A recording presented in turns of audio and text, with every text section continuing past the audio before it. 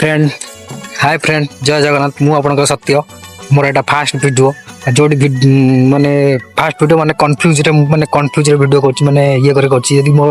video यदि कोडी त्रुटि थिबो कि भूल थिबो तले कमेंट बादरे जणे देबे आ मु आज आइतिली माने पागटा पूरा मस्त आज आज पाग पूरा मस्त करछि आ पागरे हमर कामर स्टाफ माने माने मिस्त्री स्टाफ माने हम सब प्रोग्राम रखतिलु आज जीवु हमर मिनी केदारनाथ जोटा कि हमर बयर जस्ट आगु को सेठू जाइकी जस्ट आउ गोटे जगह को आपन को देखा से मंदिर ना आमर जो जोगाश्रम मैंने कहते जोगाश्रम अनादि जोगाश्रम मंदिर आमर गुंठुणी तो चलो देखिए मंदिरटा को माने केते बढ़िया भाव में माने ये माने करचंदी बाबा माने माने निज ये माने जोगाश्रम माने माने कहती जे फेमस आपण मैंने भी मठर भी भजन संध्या भजन भजन हुए यूट्यूब मठ ना सर्च करदे आमर यूट्यूब भी अवेलेबल अच्छी मैंने नना जा माने बाबा मैंने जहाँ कहते यूट्यूब भी तार सब अच्छी चलो देखिए मठ को भाया माने ये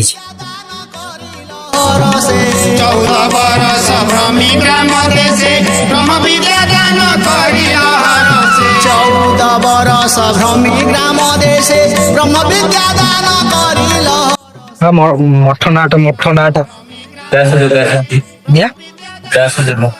उदास उदास जोगाश्रम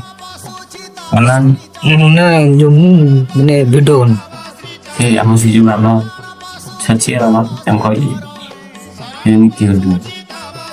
मठना उदास योगाश्रम बेटा गुंठुनी गुंठुनी जाउछ तो गुंठुनी चंडीखोल चंडीतल से जो बाबा कल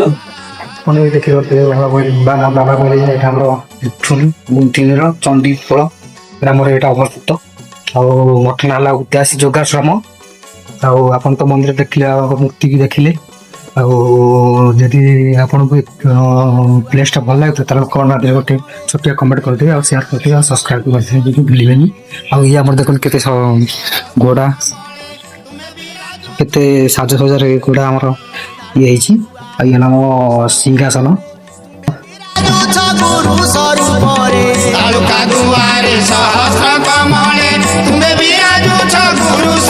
हमर मंदिर रो बाहर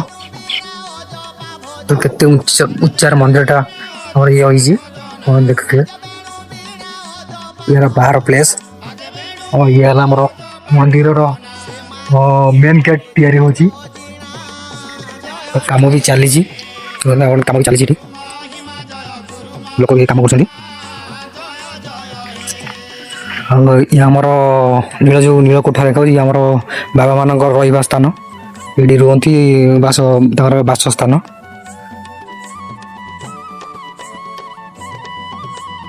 चलो देखिए मंदिर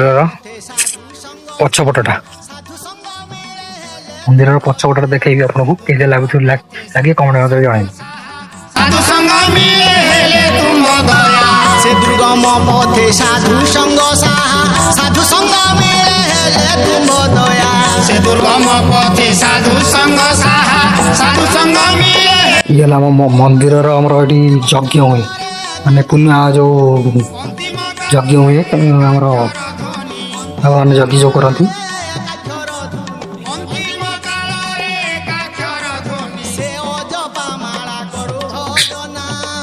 ये पछपट गेट मंदिर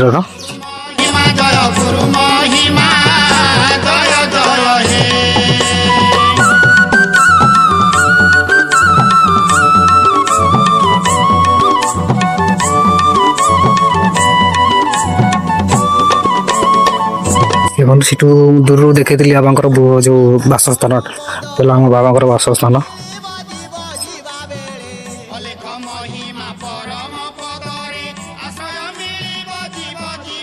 चलो देखिए हमारा मंदिर मेन गेट काम कि कौ हिसाब से कम हो चलो देखिए देखो चलतु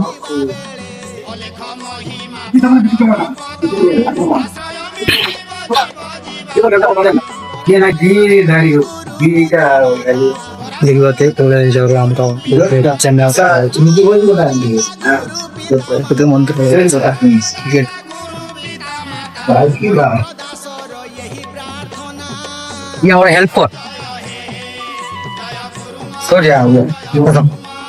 ଦେଖିଲା ଦେଖୁଛୁ ଯିବା ଆଉ ମୋ ସାଙ୍ଗରେ ଆମର କାମ କରୁଛନ୍ତି ମୋ ଆମର କେତେ ଦିନ ଏଇଠି ଗୋଟେ ଡିଜାଇନ ହେଲା କେତେ କେତେ ଘଣ୍ଟା ଲାଗୁଛି 2-3 ଘଣ୍ଟା ଲାଗିବ